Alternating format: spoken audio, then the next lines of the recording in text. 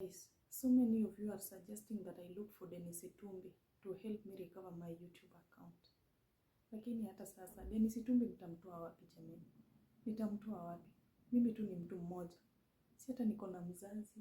Nitaenda niambie mom, dad, chukua hii simu ongea na Dennis Itumbi kama mtu mkubwa. Aki. Jamani, nitamtoa wapi?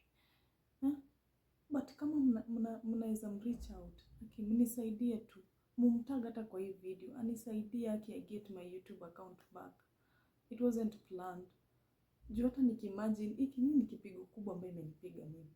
Nikimagine zile endorsement kidogo zenye nilikuwa napata, at least na upload hapo kwa YouTube za kuadvertise week. Hapo ndo at least current kanatokea. Hapo at least ndo mtu kanapata chakula jamii. Alafu inaenda up like this. Please Wakenya, naomba tu.